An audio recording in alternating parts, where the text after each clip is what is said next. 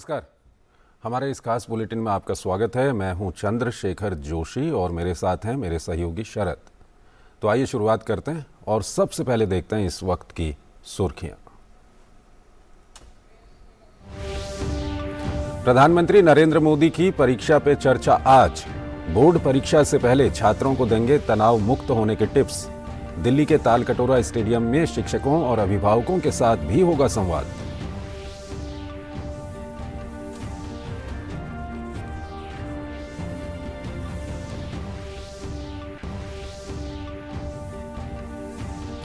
समुद्र से जुड़ी नेशनल लॉजिस्टिक पोर्टल की आज होगी शुरुआत। निर्यातकों को लंबी प्रक्रियाओं से मिलेगी मुक्ति।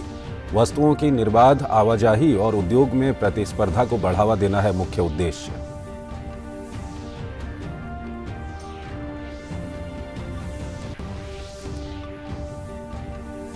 G20 एम्पावर की वेबसाइट आज होगी लॉन्च। महिला और बाल विकास विभाग की ओर से दुनिया को दिखाई जाएगी भारतीय अर्थव्यवस्था में महिला सशक्तिकरण की झलक।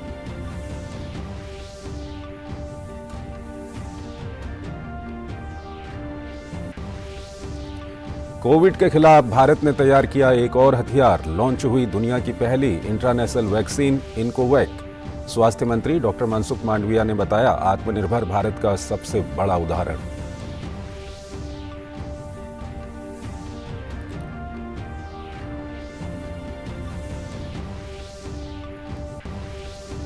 रूस ने यूक्रेन पर मिसाइल और ड्रोन से किया हमला। 11 की मौत, कई लोग घायल। अमेरिका ने की हमले की निंदा।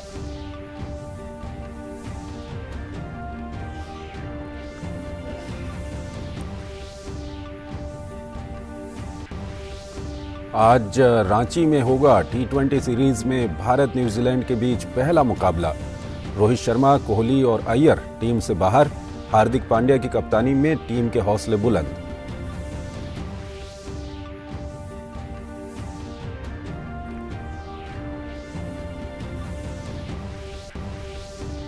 हॉकी वर्ल्ड कप में भारत ने जापान को चटाई धूल। क्लासिफिकेशन मैच में 8-0 से रौंदा। हरमनप्रीत और अभिषेक ने दागे 2-2 गोल।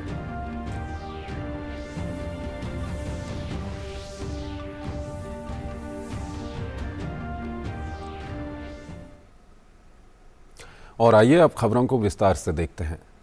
बोर्ड की परीक्षा से पहले आज प्रधानमंत्री नरेंद्र मोदी छात्रों को कई टिप्स देने वाले हैं। नई दिल्ली के तालकटोरा स्टेडियम में पीएम मोदी परीक्षा पर चर्चा करेंगे। इस कार्यक्रम में 2000 से अधिक छात्र, अभिभावक और शिक्षक शामिल होंगे। देश के अलग अलग राज्यों से चुने गए 102 छात्र भी कार्यक्रम में शिरकत करेंगे। इसके अलावा राष्ट्रीय कला उत्सव के 80 पुरस्कार विजेता भी कार्यक्रम में शामिल होंगे। 2018 से हर साल आयोजित होने वाले कार्यक्रम परीक्षा पे चर्चा का ये छठा संस्करण है।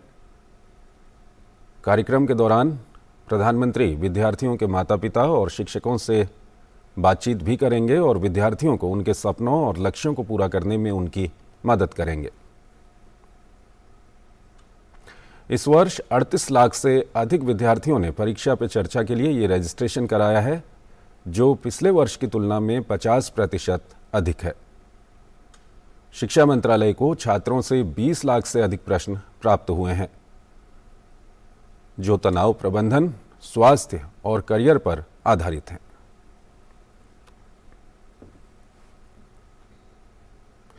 केंद्रीय बंदरगाह, जहाजरानी और जलमार्ग मंत्री सर्बानंद सोनोवाल आज समुद्र से जुड़ी राष्ट्रीय लॉजिस्टिक्स पोर्टल का शुभारंभ करेंगे। इस पोर्टल के शुरू होने के बाद समुद्री लॉजिस्टिक्स से जुड़े निर्यातकों को लंबी प्रक्रियाओं से नहीं गुजरना होगा। नेशनल लॉजिस्टिक्स पॉलिसी का उद्देश्य ही यही है कि वस्तुओं की बेरोक-टोक आवाजाही हो सके और इस उद्योग में प्रतिस्पर्धा को बढ़ावा दिया जाए। ये नीति बहुक्षेत्राधिकार ढांचे को निर्धारित करके अधिक लागत में कमी लाने की एक कोशिश भी है। इस नीति से पीएम गतिशक्ति को भी बढ़ावा दिया जा रहा है।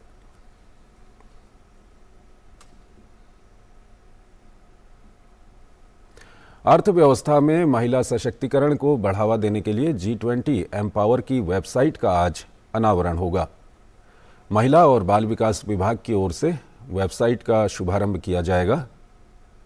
महिला और बाल विकास मंत्री स्मृति ईरानी कार्यक्रम में भाग लेंगी। भारत की G20 की अध्यक्षता में आर्थिक विकास के साथ महिला सशक्तिकरण पर भी विशेष जोर दिया जा रहा है।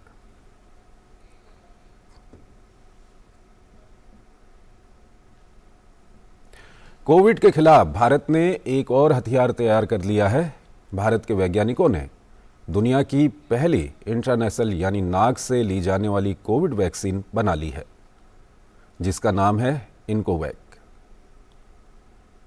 ये स्वदेशी नेसल वैक्सीन 2 डोज की होगी।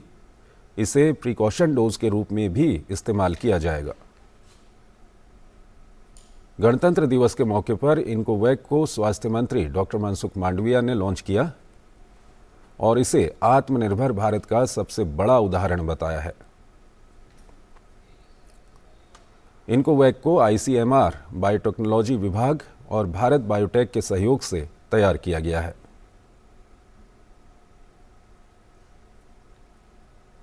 भारत बायोटेक के MD डॉक्टर कृष्णा एल्ला ने कहा कि भारत विश्व के लिए इनोवेशन कर सकता है और अगला दशक इनोवेशन का है।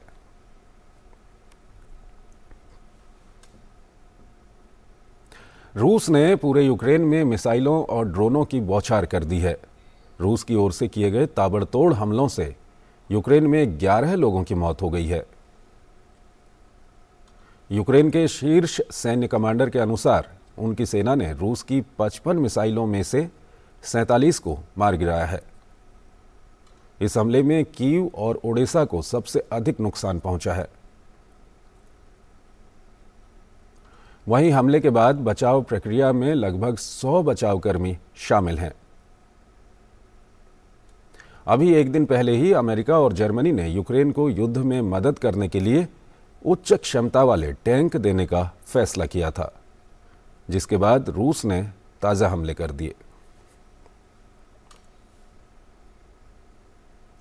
अमेरिका ने यूक्रेन पर रूसी मिसाइल हमले की निंदा की है। अमेरिकी विदेश विभाग के प्रधान उपप्रवक्ता वेदांत पटेल ने एक ब्रीफिंग में यूक्रेन पर हमले की निंदा की और उन सभी लोगों के प्रति सहानुभूति जताई जो घायल हुए हैं। अहम बात यह है कि रूस की ओर से यह हमला अमेरिका और जर्मनी द्वारा चल रहे संघर्ष के बीच यूक्रेन को युद्धक टैंक उपलब्ध कराने पर सहमत होने के बाद किया गया है। रूस का कहना है कि युद्ध में पश्चिमी देशों की बढ़ती प्रत्यक्ष भागीदारी का ये संकेत है। और आइए अब आपको दिखाते हैं हमारे सहयोगी चैनल DD नेशनल पर जो धारावाहिक चल रहे हैं उनमें क्या कुछ चल रहा है।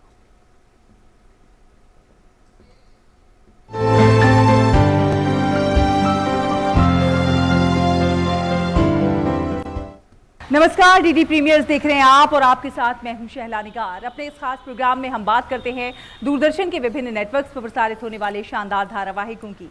तो सबसे पहले बात करेंगे धारावाहिक बालकृष्ण की। इस धारावाहिक में आज आपको देखने को मिलेगा कि कंस मामा भय, महाभय और मृत्यु के साथ एक नया षड्यंत्र रच रहे हैं। मैं कहता हूँ निकलो यहाँ से, ये वन की धरती मेरी है और ये पेड़ भी मेरे हैं। मैं इनके साथ चाहे जो करूँ।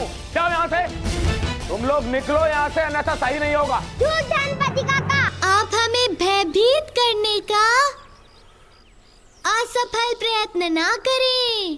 काका, भय को तो भगाना है, क्योंकि भय कभी अच्छा नहीं होता। हे मूर्ख मनुष्य, धर्म का ज्ञान देता है, तुम्हें तो ज्ञान भी नहीं कि तुमने कितना बड़ा अनर्थ किया है। अब इसका परिणाम सबको भुगतना पड़ेगा। तो अब बालकृष्ण कैसे करेंगे कंस मामा के इस नए षड्यंत्र का सामना, जानने के लिए देखिए धारावाहिक बालकृष्ण सोमवार से शुक्रवार रात 9 बजे DD नेशनल पर। और धारावाहिक लाल रेखा में आज आपको देखने को मिलेगा कि माफिया जीवन वर्मा और आर्यन के पिता ने एक साजिश के तहत आर्यन की शादी मानसी से करवाई है। ये बात मानसी के पिता को पता लगती है। इधर घर में मानसी के साथ कुछ दुर्व्यवहार होता है। हाँ बोलो, क्या परेशानी है तुम्हें? हैं?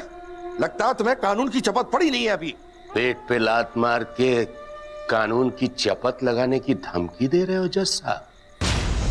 जब मैं पहले ही तुम्हारा प्रस्ताव ठुकरा चुका हूं तो बार बार फोन करने का क्या मतलब है? टूटते सभी हैं, कोई 5 में, कोई 50 में, बस तोड़ने का तरीका आना चाहिए। आपको यूनिवर्सिटी के बारे में भी पता है? आपको ना कॉलेज के बारे में पक्का पता होगा। इनकी बेटी जो फेल हो गई थी, और आपका बेटा पास तो हो गया, लेकिन 3rd डिवीजन से हुआ ना। तो अब क्या करेगी मानसी, जानने के लिए देखिए धारावाहिक लाल रेखा सोमवार से शुक्रवार रात 9:30 बजे डीडी नेशनल पर। तो दूरदर्शन के विभिन्न नेटवर्क्स पर प्रसारित होने वाले इन शानदार धारावाहिकों का आप उठाते रहिए आनंद। हमें दीजिए अनुमति। नमस्कार।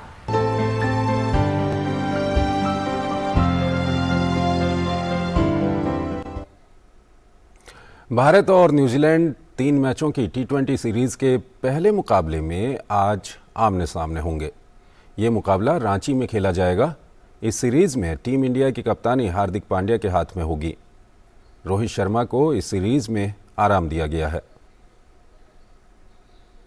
साथ ही पिछली सीरीज में खेल चुके कई खिलाड़ियों को भी बाहर रखा गया है, जिसमें विराट कोहली, श्रेयस अय्यर, शार्दुल ठाकुर और मोहम्मद शमी का नाम शामिल है। वहीं टीम में दीपक हुड्डा, अर्शदीप सिंह, उमरान मलिक, शिवम मावी, पृथ्वी शॉ और मुकेश कुमार को शामिल किया गया है। न्यूजीलैंड के साथ खेले गए एक दिवसीय श्रृंखला को क्लीन स्वीप करने के बाद अब भारतीय क्रिकेट टीम तैयार है 3 मैचों की T20 सीरीज के लिए। ये मुकाबला शुक्रवार को रांची में खेला जाएगा। इस सीरीज में टीम इंडिया की कप्तानी हार्दिक पांड्या के हाथ में होगी। रोहित शर्मा को इस सीरीज में आराम दिया गया है। साथ ही पिछली सीरीज में खेल चुके कई खिलाड़ियों को भी बाहर रखा गया है, जिसमें विराट कोहली, श्रेयस अय्यर, शार्दुल ठाकुर और मोहम्मद शमी का नाम शामिल है। वहीं टीम में दीपक हुड्डा, अर्शदीप सिंह, उमरान मलिक, शिवम मावी, पृथ्वी शॉ और मुकेश कुमार को शामिल किया गया है। क्रिकेट के सबसे छोटे प्रारूप T20 में भारत और न्यूजीलैंड के बीच अब तक के रिकॉर्ड की बात करें तो भारतीय टीम का पलड़ा भारी रहा है। दोनों टीमों के बीच अब तक कुल 22 मुकाबले खेले गए हैं, जिसमें से भारत को 12 मैचों में जीत हासिल हुई है। वहीं न्यूजीलैंड ने 9 मुकाबले अपने नाम किए हैं, जबकि 1 मैच ड्रॉ रहा है।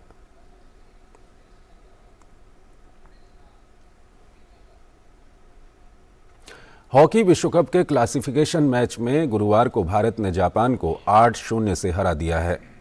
मैच के पहले 2 क्वार्टर में कोई गोल देखने को नहीं मिला, लेकिन तीसरे क्वार्टर में भारतीय टीम ने आक्रामक खेल दिखाते हुए 4 गोल दागे। जबकि चौथे क्वार्टर में टीम इंडिया ने 4 गोल कर मुकाबले को 8-0 से अपने नाम कर लिया। भारत की ओर से कप्तान हरमनप्रीत सिंह और अभिषेक ने 2-2 गोल किए।